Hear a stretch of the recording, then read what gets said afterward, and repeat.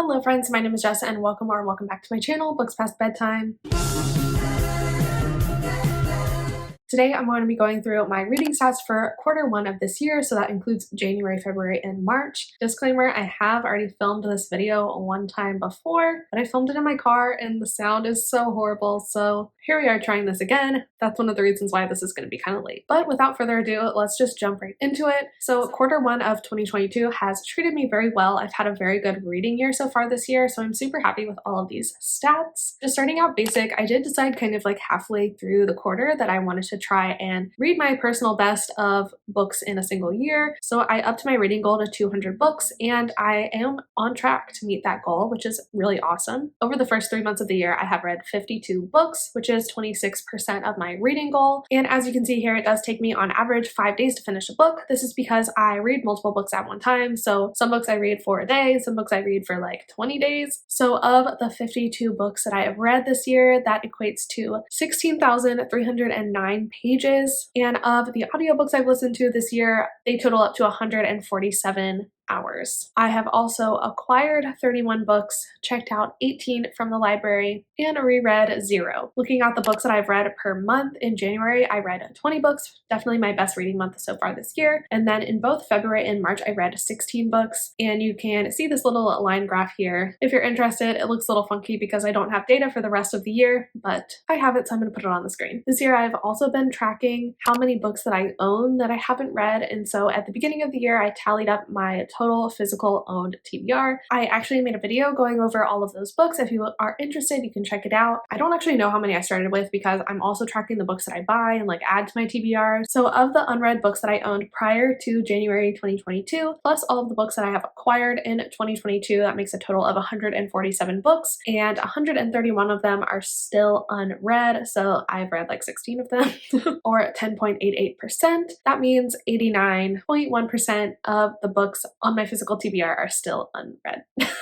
Moving on to the format of my books, this looks a lot different than it has in years past. I am still in my Kindle Unlimited brain rot era. 30 of the books that I've read this year were ebooks. This is very rare for me. I'm not a big ebook person, but I've just been loving Kindle Unlimited and I'm just embracing it. 57.7% of my reading this year has been via ebook, when in years past it's been like less than 10%. My next highest category is physical books. I've read 13 physical books for a total of an even 25%, and then the rest of my reading has been audiobook, and that was 9 total books. I also have been tracking where I have acquired the books that I have read from. As you can see, a majority of my books have come from Kindle Unlimited this year, so at least I'm getting my money's worth. I've read 22 total books from Kindle Unlimited this year for a total of 45.8%. My next highest category is books that I have owned. There are 15 books here because I track the book of the month books separate. So 15 books I own for a total of 31.3%.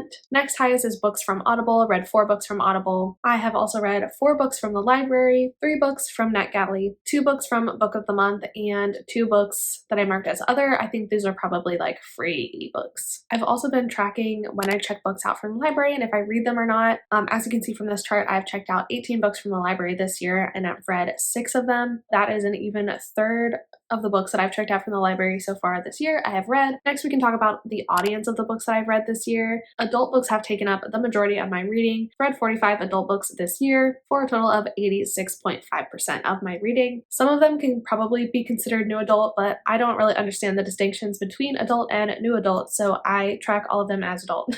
I've also read 6 YA books and 1 middle grade book. Looking at the types of publication this year has been so different. I've never read so many indie and self-published authors in my entire life, and I am really happy to support more indie and self-published authors this year. Over half of the books that I've read this year have been self-published. I've read 27 self-published books for a little over 51% of my reading. Pretty much the other half of the books that I've read this year have been traditionally published. I've read 23 traditionally published books for a little over 44% of my reading, and the rest have been indie published. And then I usually mention this in my wrap-up videos every month, but I do kind of track own voices books when I know for sure that they're own voices in some capacity. Obviously, I could be reading more own voices books and not know it, but I do kind of track these things, so I figured I'd throw them in here. Of the 52 books I've read this year, 11 are obviously own voices books, for a total of 21.2% of my reading. I also have stats about whether or not the books I'm reading are part of series. A lot of the romance series that I read on Kindle Unlimited are companion series. I have read 23 companion novels so far this year, for a total of 44.2% of my reading. My next highest category is standalone books. I have read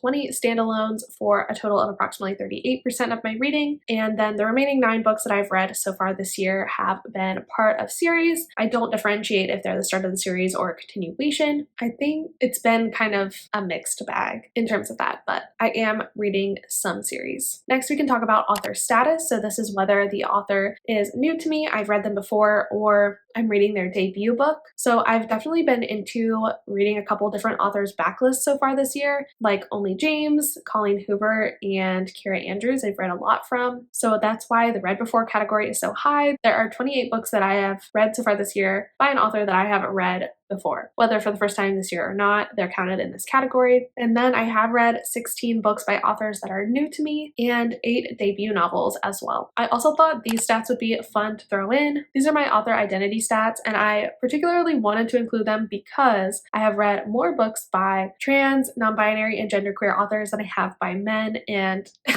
I just really love that for me. I'm very proud of myself for doing that. I wasn't even really trying to do that, but I have successfully done it anyway, so we love that. I'm gonna move over a little bit so we can look at the genres that I've read so far this year. This chart is probably the least diverse genre chart I have ever featured, and that is because I've just been consumed by romance this year. I am very much in my romance era. That is all I ever want to read, and that is all I ever read.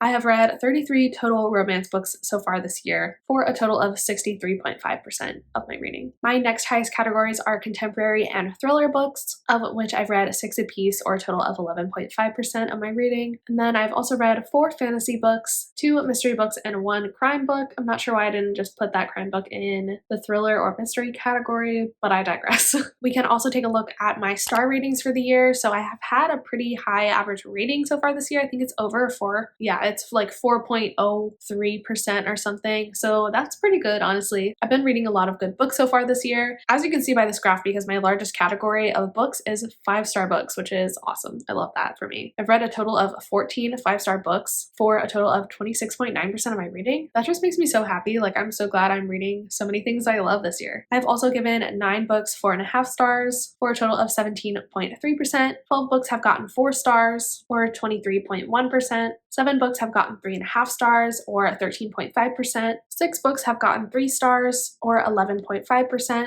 And then I've given out 2 2-stars, 1 1-star, and I have DNF'd 1 book as well. And then these final 2 charts are just kind of for fun. This first one is the publication years of the books that I've been reading. As you can see, I've been mostly just reading books from the last 5 years. 53.8% of the books that I've read so far this year were published last year in 2021. 17.3% of the books that I've read were published 2 years ago in 2020. And 11.5% of the books I've read were published this year in 2022. And then 2019, 2018, and 2017 all have a little bit of representation as well. I also kind of informally track the subgenres of the books that I'm reading. I feel like this is kind of all over the place because it really depends on the mood and the way that I'm interpreting the book at the time that I'm tracking it in my spreadsheet. I feel like some of these categories could be combined. Some books can probably be in multiple of these categories. So I don't know like how technically accurate this is, but it's still just kind of fun to look at. So I thought I would throw it in. Some subgenre categories that I've been reading this year include sports romance, LGBTQIA+ romances, dark romances, contemporary romance, dark academia, historical, retelling, cozy,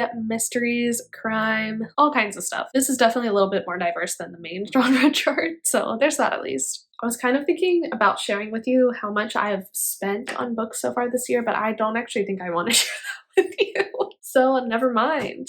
I also wanted to talk about my top 5 favorite books that I've read so far this year, just as like a quick little shout out to my top favorites so you guys know what I have been reading and loving this year. Number 5 on my list is Reminders of Him by Colleen Hoover. This was the first Colleen Hoover book I ever read, and I'm really glad I started with this one because it was so good. This book follows our main character, Kenna, who after 5 years is finally released from prison. While she was in prison, she had a daughter who is in the custody of her deceased boyfriend's parents. So after getting out of prison, she goes back to this town to try and have a relationship with her daughter, but her boyfriend's parents want absolutely nothing to do with her and don't want her in her daughter's life. Throughout this book, she's trying to fight to be in her daughter's life while simultaneously having a romance with her boyfriend's best friend. I absolutely loved this book. I read it so quickly and it affected me so deeply. It was written so well and I loved how it dealt with this super difficult situation and made you see and understand the perspective from each side. I loved this book so much and it really made me take a different perspective on like life and forgiveness, and I thought it was super powerful and super well done. And if you haven't picked this book up already, even if you're not like a big contemporary or chick lit or romance kind of person, this book is so much more than that. I would definitely recommend this to pretty much everyone. Next on my list is probably no surprise to anyone. That is Unhinged by Only James. This is the first book in the Necessary Evil series, and I have just devoured this series this year, as well as pretty much everything else that Only James has ever written. I love it so much.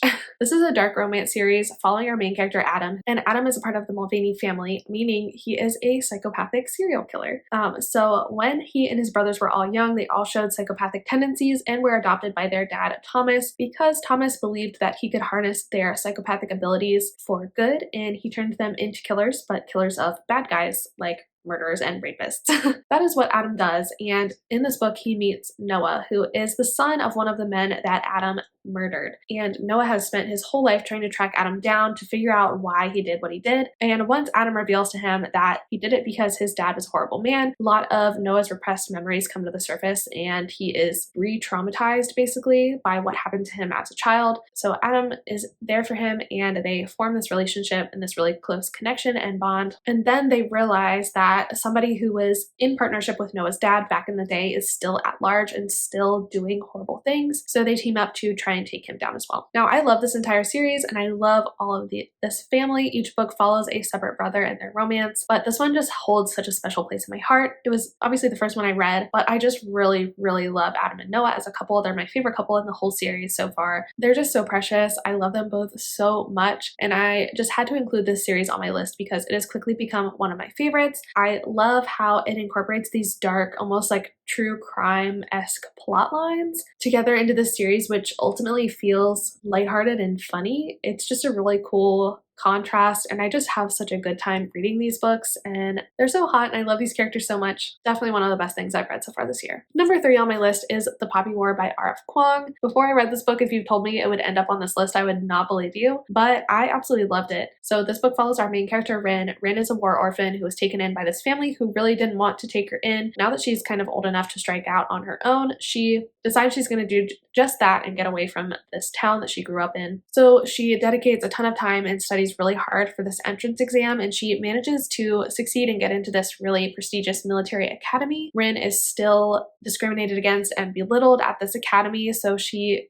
has to continue to try and prove herself, and she does succeed and becomes one of the best students in her year. But unfortunately, after the first year at this academy, war breaks out across the country, and so Rin and all of her classmates are sent to fight in this war. Simultaneously, we're also coming to understand the magic system in this world. Rin does have this magical power to call upon the gods and turn into this like phoenix type god and wield fire, but this is like a really intense power, something that she has difficulty controlling and really understanding if it's something that she kind of deserves to wield or not. So there's this really complicated, interesting lore surrounding the magic system, as well as the war and the politics surrounding everything that's happening in the country. This book was just a wild ride from start to finish. I absolutely loved it. Probably my favorite part of the book is when Rin is actually like in the military academy. I really loved that setting, but I really loved the entire book. One of my favorite things about this was the writing. I just thought it was so incredibly well written. It seems like every single word in this book has a purpose and is there for a reason to develop the characters or advance the plot. It is not too verbose. There's no unnecessary information in this book, which I really appreciated and struggle a lot with in fantasy. So the fact that this book was different really helped my enjoyment of it. I also just really thought Rin was a super interesting character. She definitely has that chosen one trope aspect to her character, but she has to work so freaking hard to get where she gets. Nothing comes easy to her. Everyone wants to kick her when she's down, but she's still such a badass, and she also is pretty morally gray. Like, she makes some decisions that I wouldn't necessarily agree with. She's very ruthless, but she's just like very scrappy and will survive despite the odds. I just think her character is so interesting. I also liked all the characters in this book in general. They were all super interesting. Overall, I just really loved this. It was an easy 5 stars for me and so incredibly good. I'm really glad I finally got around to reading it. Number 2 on my list is Razorblade Tears by S.A. Cosby. This is a book following 2 fathers who have absolutely nothing in common except for the fact that their 2 sons that neither of them treated well in life are both now dead, and they are connected because their sons were married to one another. They meet, I think, for like the first time at the funeral of their sons and decide that despite the fact that they didn't have the best relationship with their sons, they really want to get revenge on the people that took their sons away from them. And so they set out together to find and destroy these people, and along the way they kind of come to terms